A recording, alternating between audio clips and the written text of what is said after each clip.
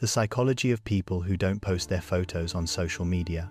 Have you ever noticed that the kindest people you know are often the most exhausted? They smile through everything, they help everyone, they never say no, and everyone loves them for it.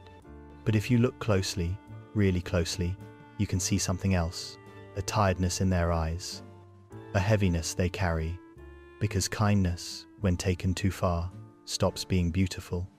It becomes something darker, something that slowly destroys the person giving it. There's a particular type of person you've probably met. Maybe you are this person. They're the ones everyone calls when something goes wrong.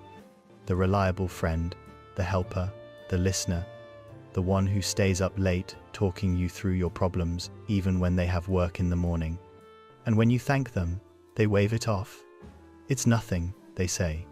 I'm happy to help. And they mean it. Or at least, they think they do. But here's what nobody sees. That same person goes home and collapses.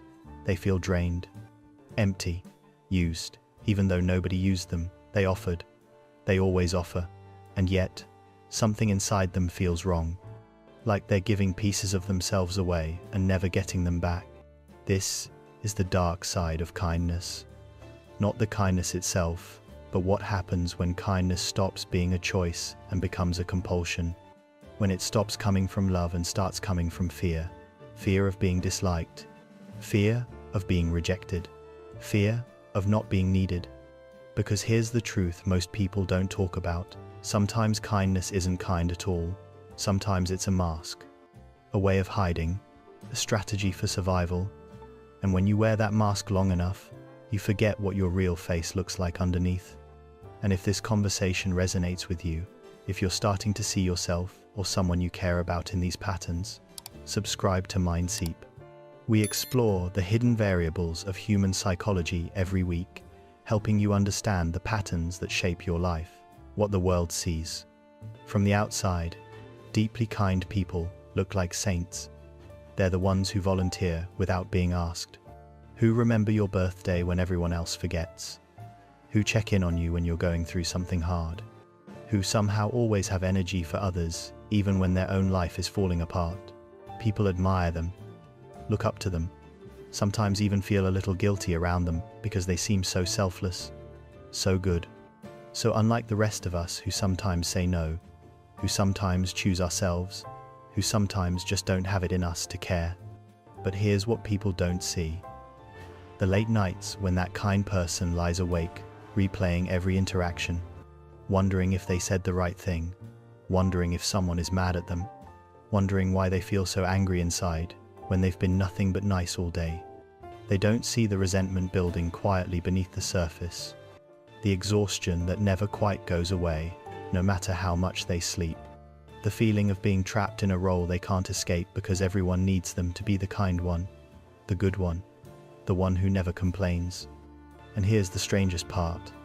These kind people often can't even admit to themselves that they're tired, because admitting that would feel selfish, wrong, like a betrayal of who they're supposed to be. So they keep going, keep smiling, keep helping. And nobody notices that they're slowly disappearing behind all that kindness, the hidden exhaustion. But if you could step inside the mind of someone trapped in this pattern, you'd see something completely different.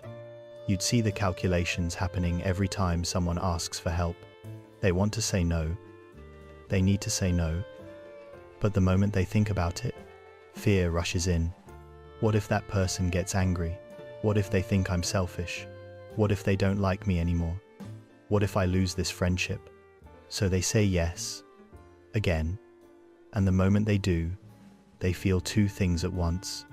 Relief that they avoided conflict, and resentment that they couldn't say what they actually felt.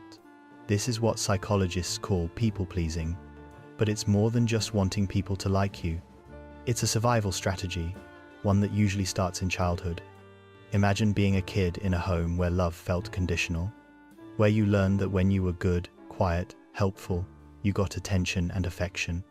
But when you were difficult, when you had needs, when you asked for too much, that love disappeared, or worse, turned into anger or coldness. That child learned something powerful. My worth depends on what I do for others. My safety depends on being easy to deal with. My value is in how little I ask for. And that belief doesn't go away just because you grow up. It follows you into every relationship, every friendship, every workplace. You become the person who gives and gives and gives because somewhere deep inside, you're still that child trying to earn love by being useful. Psychologists call this emotional self-abandonment. It's when you learn to ignore your own needs so completely that you don't even know what they are anymore. You've trained yourself to only notice other people's feelings, other people's problems, other people's pain, and your own. That gets pushed down, ignored, dismissed as unimportant.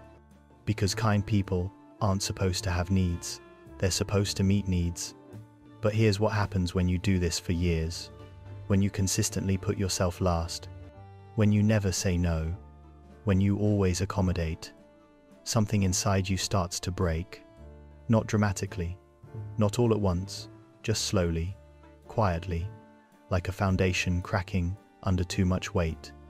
You start feeling resentful toward the people you love, angry at them for asking even though you're the one who always offers. You start feeling exhausted all the time, even when you haven't done anything physically demanding. You start feeling invisible, even though you're surrounded by people who care about you. Because they don't really know you, they know the version of you that helps, that gives, that supports. But the real you, the one with needs and limits and feelings, that person has been in hiding for so long that sometimes even you forget they exist, where it all begins. So why does this happen? Why do some people become so kind that it hurts them? Usually, it starts in childhood. Not always in dramatic ways. Sometimes it's subtle. A parent who was overwhelmed and needed the child to be easy. A family where emotions were scary, so the child learned to keep everyone calm. A home where love felt earned rather than given freely.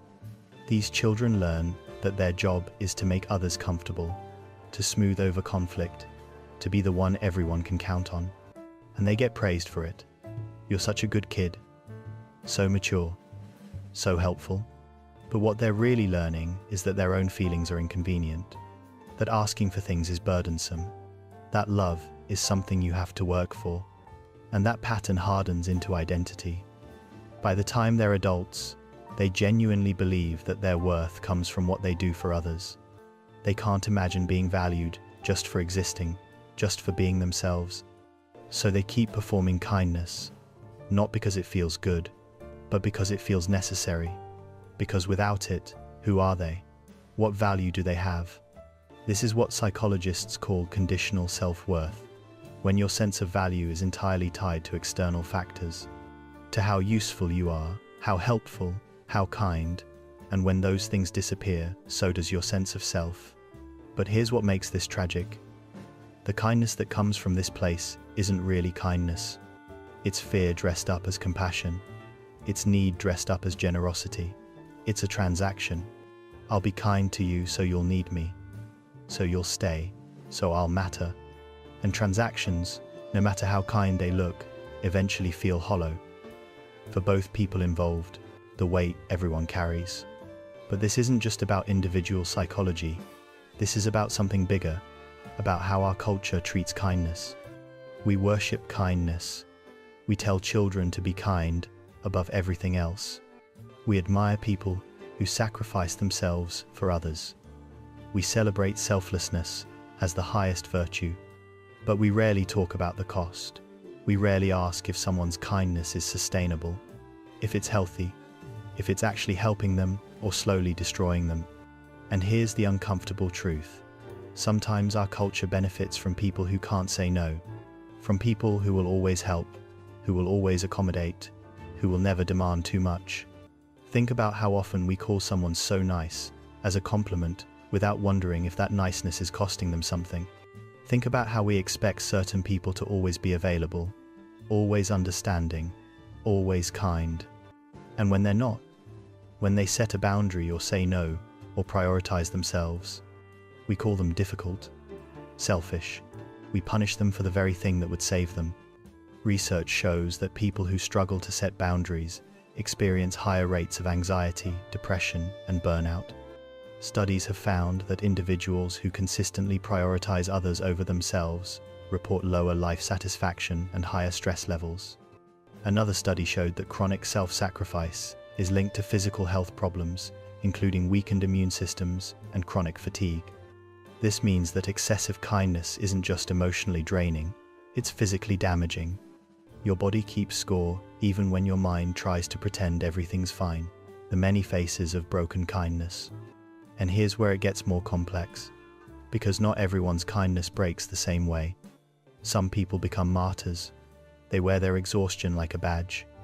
They talk about how much they do for others, how little they ask for themselves. Their kindness becomes their identity, and their suffering becomes their proof of goodness. Others become bitter. The resentment they've been pushing down for years finally surfaces. They snap at small things. They withdraw. They become cynical about relationships because deep down they feel used, even though they were the ones offering help. Then there are the ones who disappear entirely.